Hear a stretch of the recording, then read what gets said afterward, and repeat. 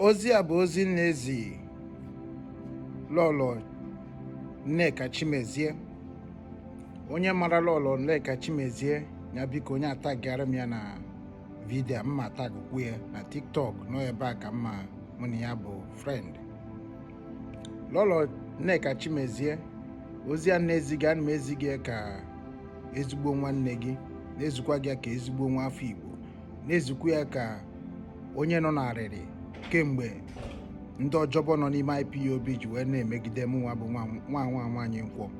Ọnwa mmadụ ka m bụ. Onye ọbụla mejọrọ m, ụwa ga-emejie, enu ga-emejie, ana ga-emejie, eke ga-emejie, orie ga-emejie, afọ ga-emejie, nkwọ ga-emejie. Ọ ife na-arụrụ m ọrụ ka m na-ekwu okwu ya. Ya bụ na ana m ebu ụzọ wee fụ bifo mee otu a gị nwa wee wepụtara onwe gị nwa bụ Lolo Nneka Chimezie wee na-abịa ka ikwuo ya ka ọ dị.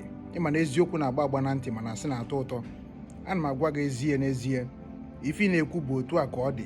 Ama m na at least na ndị dịka DOS Chike Dozie m, Chinasa Nworu ha enyego gị obere info iji arụ ọrụ kịta.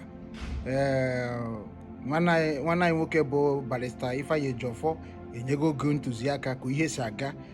Mana ozi isi ka nzie gị nne m ọma, mara amara na ihe ọbụla ziri ezo ga-emechapụta ihe.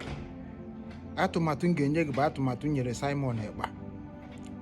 Asịrị m Simon Ekpa dat na ife ga-emie na ife ọjọọ ga-emie na ụwa ya ga-agbakọta ya azụ bụ ọ bụrụ dat na ọ na-arụrụ Nigeria gọọmenti ọrụ in the name of Nnamdi Kanu.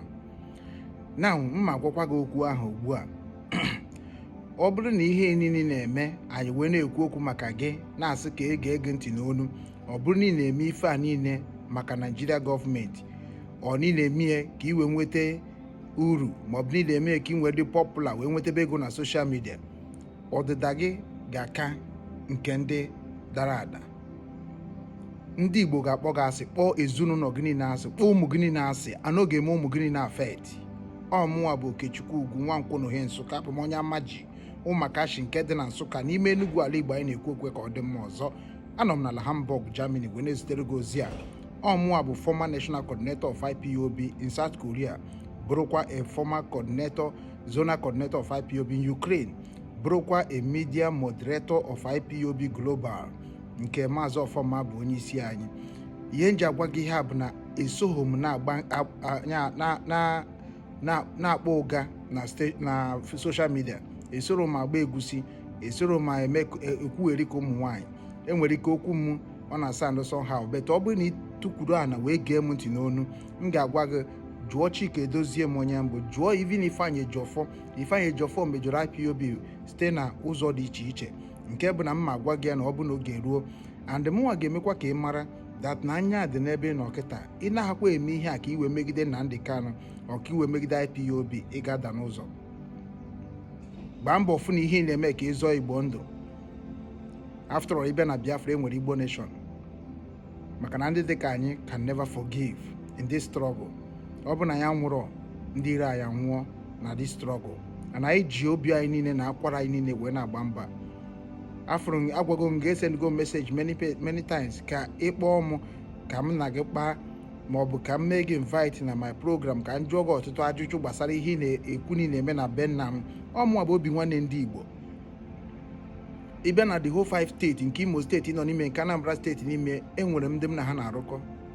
Chukwuemeka Eze na iji wee jee na nke iji wee si na onye Amerịka iji wee jee fụ Nnamdi Kanu, jụọ ya onye bụ Obinwannem ndị Igbo, ọ ga-akọwara gị. Soro adị m akọ akụkọ ụmụazị, iji gbakọtagodo ọsọ ị ga-emecha gbata n'obi, mana ị gbata n'obi m n'ikpeazụ, I will punish you. That is the kind person I am. I don't forgive. Onwe onye amara m na social media, mana ihe na-ezigo bụ ndụmọdụ ga-enyere gị aka. Gbaa mbọ fụ na aka gị kwụ ọtọ n'ihe niile na-ekwu na social media.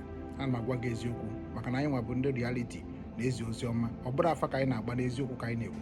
Ya gaziere gị. Obinwanne, ofu obi ka anyị ga-eji na-aga n'iru na-enweghị nsogbu ọbụla. Were na ozi a wujerenụ Lolo Nneka Chimezie ka o wee mara na anyị kwadoro ọfụma this time. Ndewokwanụ.